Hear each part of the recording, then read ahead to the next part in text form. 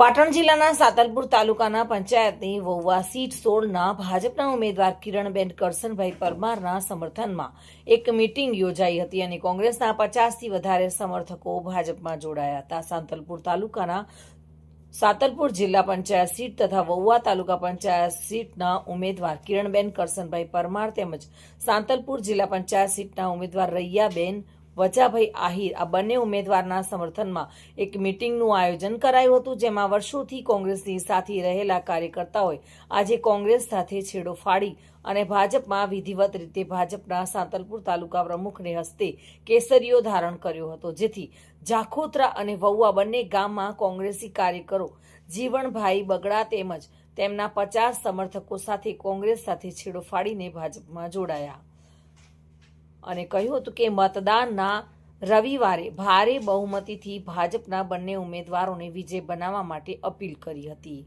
ઉમેદવારે પોતાના વિસ્તારમાં ખેડૂતલક્ષી તેમજ પંચાયતલક્ષી જે પણ જરૂરિયાત મુજબ કામ કરવાની ખાતરી આપી હતી.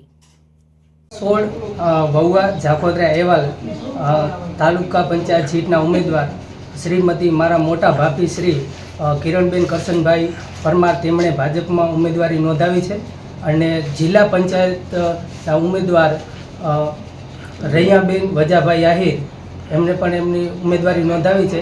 તો અમે ભાજપનો ખૂબ પહેલાં તો આભાર માનીએ છીએ કે એમને નાના માણસને ટિકિટ આપી, એના માટે દિલથી અમે આભાર માનીએ છીએ અને અમને બહુમતી જંગીથી જીતાડો એવી 18 આલમને અમારી અપીલ છે. ભાજપને વોટ આપજો અને બહુમતીથી જીતાડો. કડિયા સાથે bureau report, today Gujarati news.